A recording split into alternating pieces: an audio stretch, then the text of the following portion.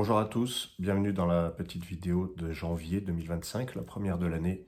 Je suis très heureux de vous retrouver, de vous accueillir dans cette vidéo. Je vais aborder trois sujets: la pleine lune du 13 janvier, la nouvelle lune du 29 janvier et le tirage du mois avec 9 cartes de l'oracle des harmoniques. L'oracle des harmoniques ici présent. Donc j'attaque tout de suite avec les messages, les pistes que nous apportent les harmoniques. Pour la pleine lune du 13 janvier, il est question des positionnements, des choix, des doutes, des hésitations, des pactes, des contrats. Tout ça, ce sont les mots-clés de l'équinoxe. C'est l'harmonique 14, 14e carte du jeu. Quand on additionne 13 janvier 2025, on obtient le 14. C'est donc l'équinoxe de feu. Il y a un ascendant, ce que j'appelle l'ascendant, c'est la deuxième partie du calcul. 13 janvier, 13 et 1, 14, et ça nous redonne l'équinoxe de feu. Donc on a deux fois ce symbole. Deux fois l'équinoxe de feu, ça veut dire quoi? L'équinoxe de feu, c'est vraiment le positionnement, le fait de prendre parti pour quelque chose, de faire un choix, de dire oui ou non. Mais le fait est qu'avec le feu, il y a une notion de conflit qui peut rentrer en compte. Je ne suis pas en train de vous dire que le 13 janvier, c'est la date d'un conflit.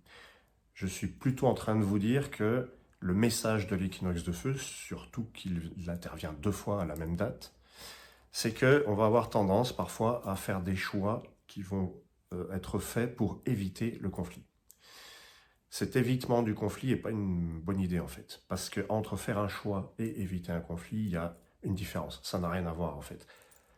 Ce que vous choisissez qui va consister à mettre la poussière sous le tapis, comme on dit, de toute manière, un jour, ça va ressortir. Et ça va ressortir plus fort et de manière plus incontrôlée. Donc l'idée, c'est de faire un positionnement clair, d'agir dans le sens de ce qu'on veut vraiment. Déjà, premièrement, on peut se poser la question de qu'est-ce qu'on veut vraiment. Moi, je suis un grand fan de la loi de l'attraction, du dialogue avec l'univers, et j'ai pu constater, j'ai pratiqué, et j'ai pu constater que plus j'étais clair dans mes demandes et plus elles pouvaient se manifester dans la réalité. Et plus j'alimentais une dualité, un doute, moins j'avançais, ou alors plus je me retrouvais dans des situations compliquées, ambiguës, alambiquées. C'est ça aussi, vous voyez, l'équinoxe, il a deux couleurs. Elles sont opposées, hein, là c'est couleur chaude, rouge, orange, là c'est bleu. Vous voyez, ce sont des couleurs opposées, elles vont être antagonistes, elles vont se rentrer dedans, ou alors elles vont se compléter.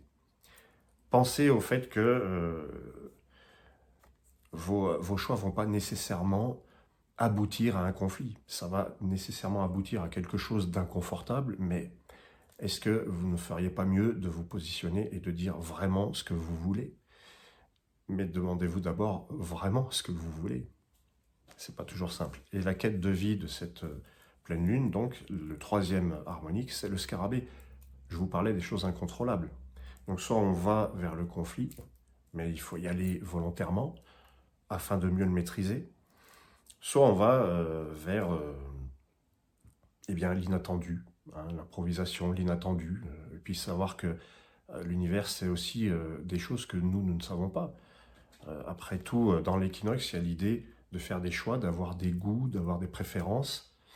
On croit qu'on veut à tout prix quelque chose, on va prier pour l'avoir, et puis l'univers va vous dire non, non, j'ai mieux. Et oui, c'est ça. C'est ça l'univers c'est lui qui commande quelque part. Il sait mieux que nous. Et dans le scarabée, je vois ça, à l'harmonique 28. Voilà. Donc il y a un petit peu le bénéfice du doute aussi. Je voulais vous dire aussi que pour la pleine lune du 13 janvier, l'équinoxe de feu va favoriser des choses. Il va favoriser, par exemple, les contrats, les pactes, les accords. On peut se mettre d'accord aussi dans l'équinoxe de feu. On peut mettre en action un équilibre trouvé avec quelqu'un, un partenaire, faire un duo, une association, un partenariat. Et dans ce contrat, d'ailleurs dans le mot contrat, quand vous rentrez en relation, dès que vous rentrez en relation avec quelqu'un, il y a un contrat qui se fait, mais il n'est pas forcément verbalisé. Qu'est-ce qui va se passer dans cette relation maintenant? Qu'est-ce qui se produit qui n'est pas dit, mais qui va ressortir plus tard? J'ai cet exemple, cette image d'une relation où on a une personne qui donne tout, ou qui a la sensation de tout donner, ou qui ne peut pas faire autrement que tout donner, et l'autre qui prend. Mais le problème, c'est que chacun n'a pas la même vision du don. Chacun ne donne pas de la même manière. Et le fait est que tant que tout ça est non verbalisé, il est possible que la personne qui a donné reproche à l'autre d'avoir pris. Mais c'était un don. Ce sont des possibilités avec l'équinoxe de feu. L'équinoxe de feu, c'est mettez-vous bien d'accord. Parlez du contrat quand vous entrez en relation. Il faut que ce soit équitable. En fait, c'est vraiment la recherche de l'équité, de l'équilibre. Je peux vous lire l'équinoxe de feu dans le zodiaque des harmoniques. L'équinoxe de feu choisit son camp avec ferveur et détermination. Vous employez une très grande énergie pour préserver l'équilibre et la justice dans toutes vos actions. On a tous envie de justice, c'est normal. Il peut y avoir une forte ambiguïté qui émane de votre personnalité. Et ça, c'est vraiment ce qui fait appel à tous nos doutes, à nos ambiguïtés. Des fois, on ne sait pas où on en est. Des fois, on est perdu. Entre la colère et l'amour, entre deux possibilités qui sont vraiment antagonistes et qui ne peuvent pas cohabiter. Vous maintenez un équilibre permanent en sachant vous adapter à toutes les situations. Vous connaissez le dosage entre la force et la douceur, le chaud et le froid, la raison et la passion, le masculin et le féminin, et cela fait de vous un être complet et virtuose. Ben oui, parce que le but quand même de l'équinoxe de feu, c'est de faire une belle, j'allais dire, un beau feu de joie, non, mais quelque chose de lumineux, et qui est vivant, qui est enthousiasmant. Et puis la quête de vie du scarabée. La quête de vie du scarabée, c'est vraiment ce qui nous amène vers une situation où on est créateur. Et ça nous donne, vous êtes en quête d'une révolution qui vous permettra de créer cet être libre, indépendant et surtout insoumis que vous êtes. La créativité et l'indépendance sont pour vous des objectifs majeurs. Toute votre énergie est en alerte afin de construire l'ordre qui vous correspond à partir du chaos environnant. Vous êtes amené à vous libérer des pouvoirs extérieurs et de tout ce qui pourrait contrôler votre vie, faisant de vous un battant, un aventurier.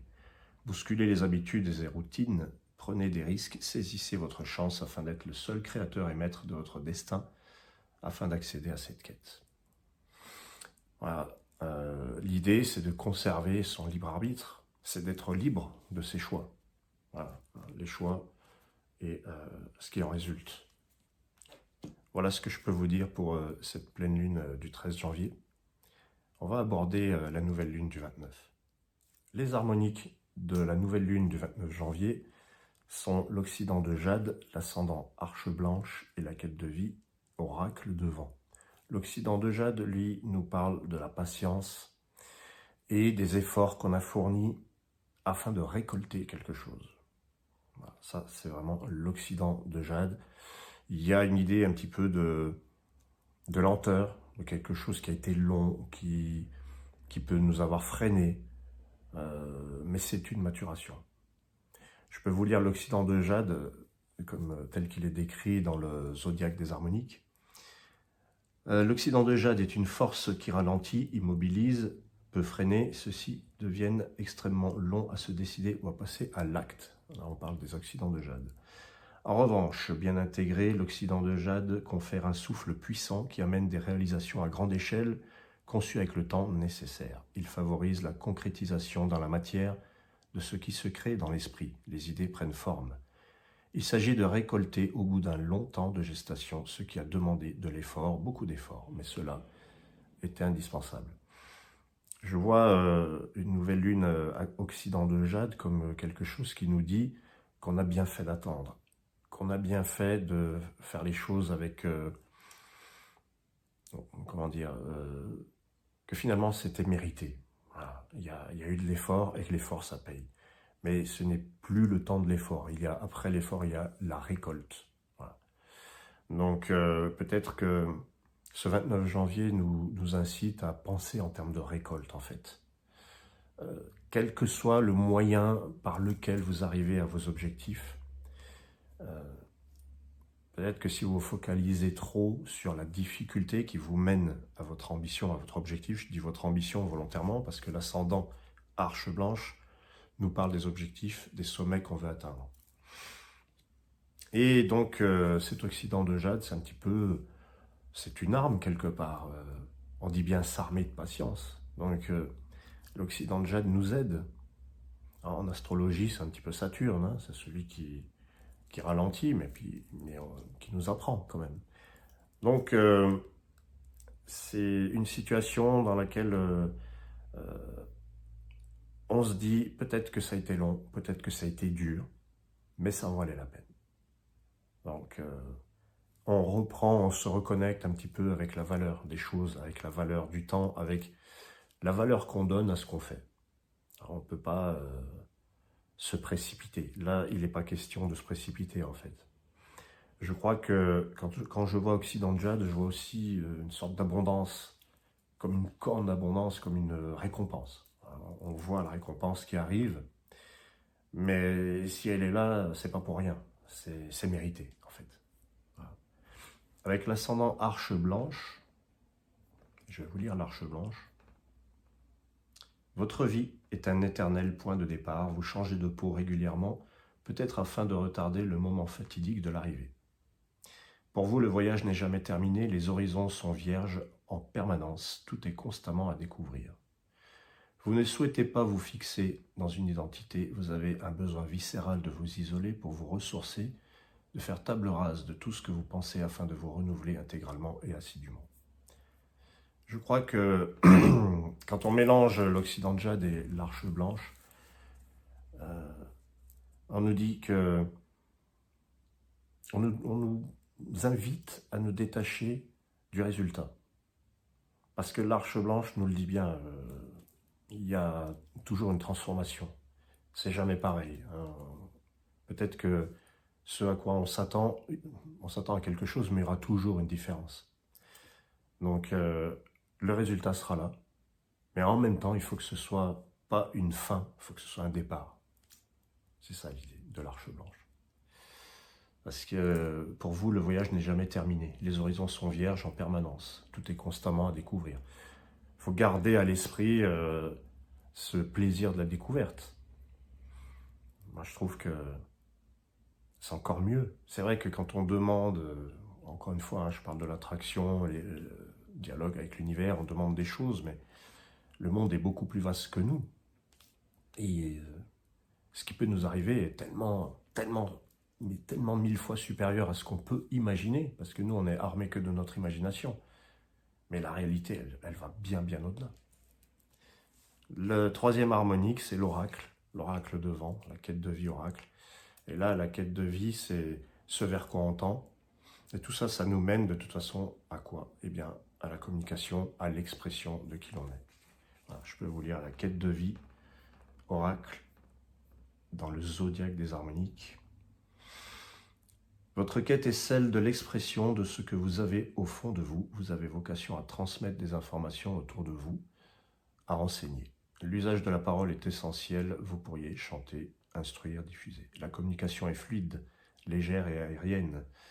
Vous maniez habilement les mots, mais parfois les paroles restent des paroles. Il est possible que vous vous en teniez à l'expression de concepts, d'idées qui peuvent changer au gré du vent et du jour au lendemain. Votre quête vous enseigne l'usage subtil de ce talent afin de vous faire comprendre et d'informer les autres. Utilisez le verbe et votre facilité à communiquer de manière efficace. La quête de vie oracle, finalement, c'est une quête de quoi? Une quête d'information, une quête de réponse. Donc on se dirige soit vers l'incompréhension, parce qu'on est allé trop vite, parce que nos ambitions n'ont pas été à la bonne hauteur, peut-être trop haute ou parfois trop basse. Mais quand l'oracle est en troisième position, il nous dit vous vous dirigez vers les réponses que vous désirez. Alors, on est toujours en quête de réponses, en quête d'information. On veut savoir quelque chose. Voilà, c'est ça l'ambition dans cette lune du 29 janvier. Et je dirais, ce qui nous intéresse dans cette nouvelle lune, eh bien, c'est d'avoir nos réponses. Vous trouvez vos réponses. Ou alors, vous allez vers le conflit, entre guillemets, l'incompréhension, la confusion. L'oracle apporte autant la confusion que la révélation. Donc, il y a toujours plusieurs possibilités. On va regarder maintenant le tirage du mois avec les 9 cartes. Tirage de janvier 2025, On y va, c'est parti. On commence avec, comme d'hab, les associations de cartes. Les deux premières sont donc l'harmonique 17, la lune, et l'harmonique 20, la roue. Quand elles tombent dans cet ordre, d'abord la lune et ensuite la roue, l'association nous dit que nos peurs, nos addictions, nos angoisses vont évoluer. On va s'en sortir. Voilà, c'est plutôt positif. C'est tout ce qui est un petit peu de l'ordre du trouble, de tous ces petits soucis que le psychisme nous apporte, les angoisses, les peurs, le stress, les addictions. Eh bien, la roue va faire changer ça. On est comme un enfant qui avait peur du noir et qui n'a plus peur du noir. Voilà, on grandit. On grandit, surtout que la carte suivante, c'est le prophète. Donc on va passer, grâce à la roue, qui est une carte d'évolution, on va passer de la lune, c'est-à-dire un état un petit peu de peur,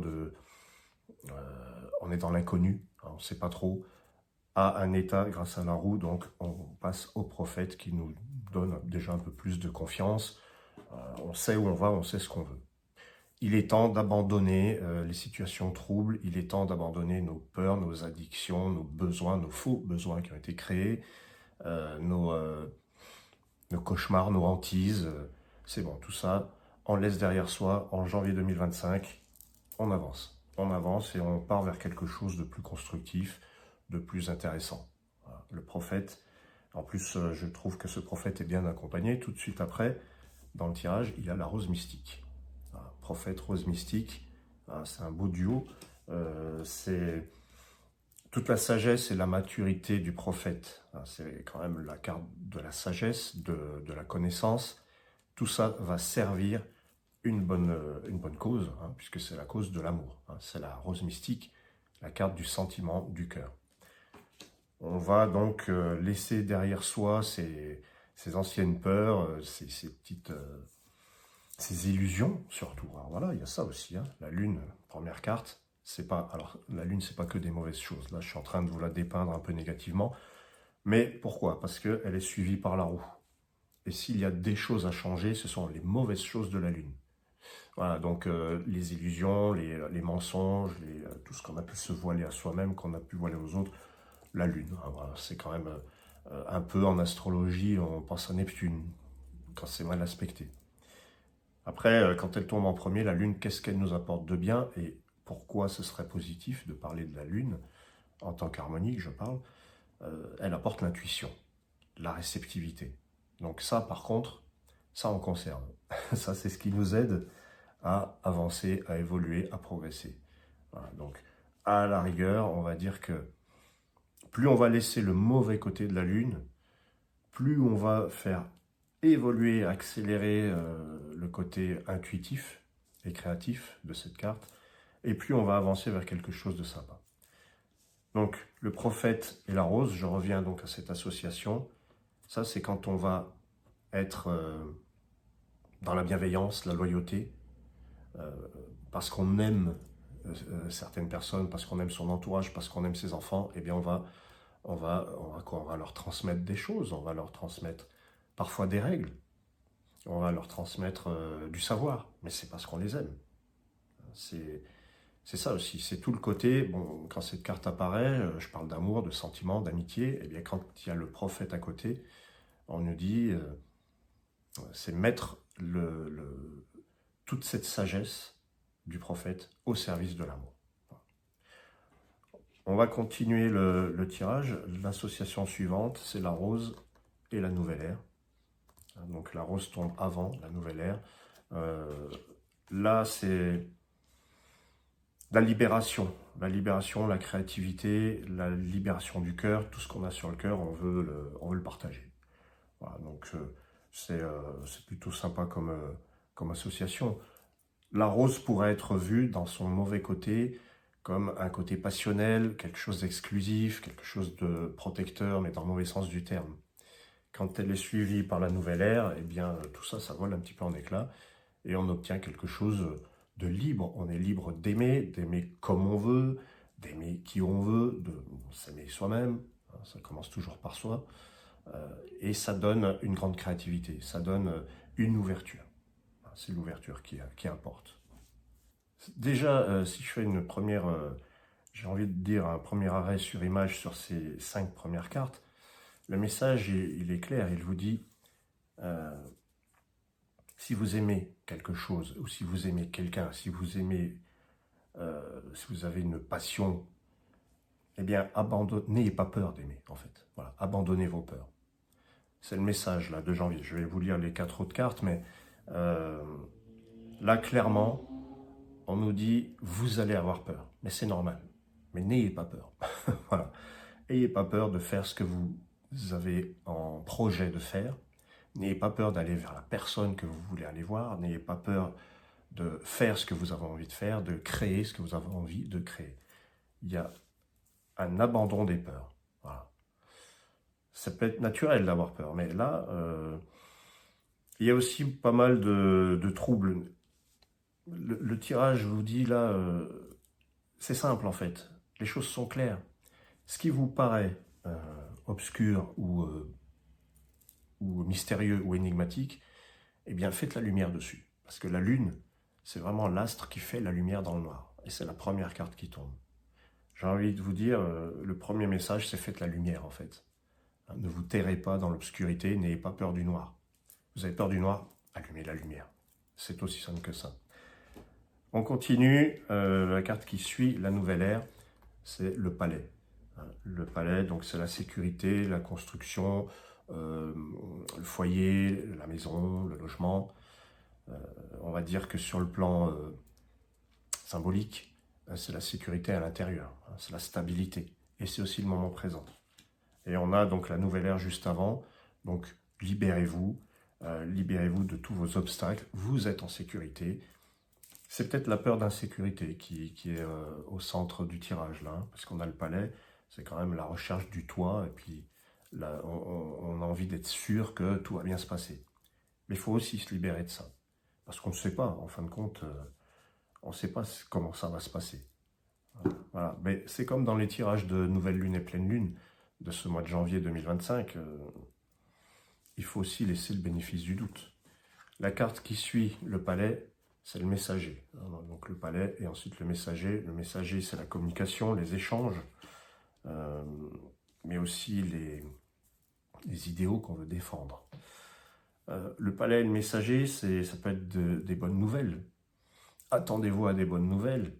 Vous avez besoin d'informations, comme je disais sur le tirage de la Lune, avec la quête de Vioracle. Eh bien, le messager, lui, il apporte les nouvelles. Ça va venir, en fait. En gros, c'est ça. Dites-vous, si vous êtes attentif, les réponses que vous voulez, vous les verrez. Il faut simplement les voir. Il faut ouvrir les yeux. Voilà. On continue avec la carte qui suit le messager, c'est l'arbre. Arbre et messager. Donc là, on a l'arbre qui est l'abondance, les réseaux. Le messager, c'est la communication.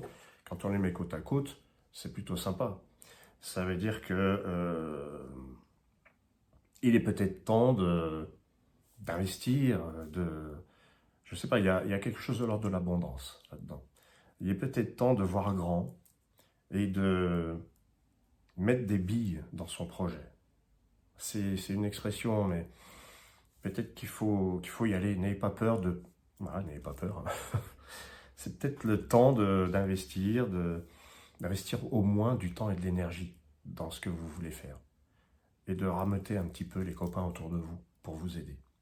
Voilà, donc là, je trouve que ce tirage de janvier, il encourage à la créativité, au dépassement de soi, dépassement des peurs et aller vers ce qu'on aime. Ce et ceux qu'on aime. Voilà. Tout ce qu'on aime.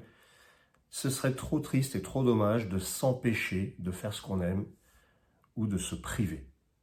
Voilà, parce que le temps passe. Et puis il ne faut pas se priver. Voilà. C'est vraiment le message que je perçois dans ces cartes-là. Il y en a parmi vous qui ont l'oracle des harmonies, qui le liront peut-être différemment. Vous pouvez aussi en commentaire donner vos impressions. Il y a encore une carte après l'arbre, c'est le masque. Le masque, c'est les rôles, c'est les postures, les fonctions. Et quand l'arbre est positionné avec le masque, il rappelle que on peut avoir plusieurs postes, plusieurs fonctions.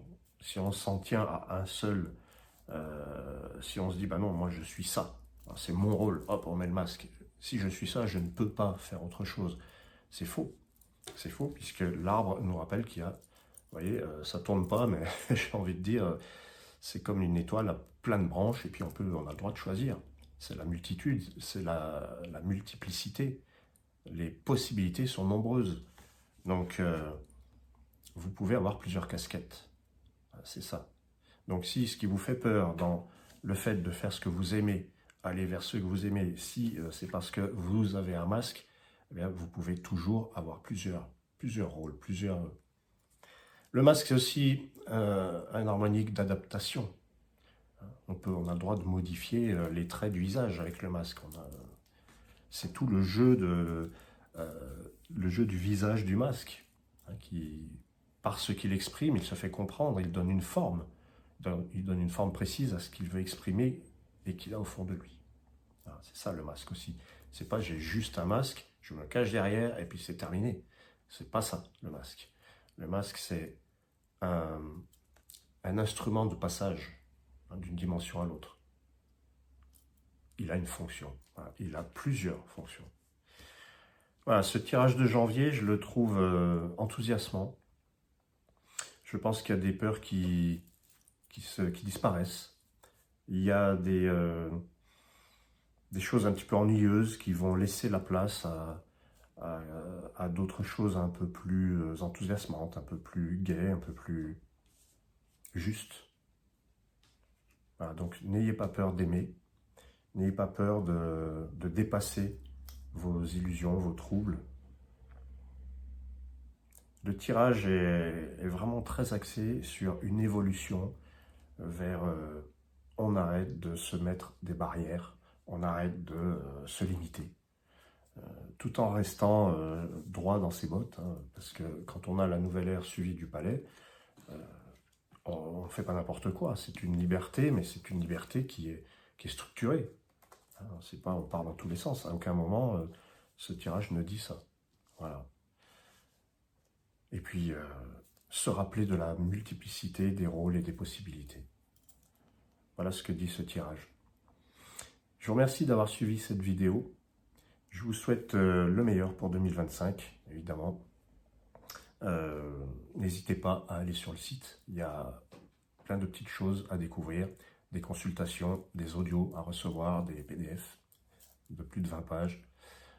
Moi, c'est un immense plaisir de partager tout ça avec vous. Je vous remercie infiniment. J'ai vraiment très grand plaisir à partager tout ça avec vous.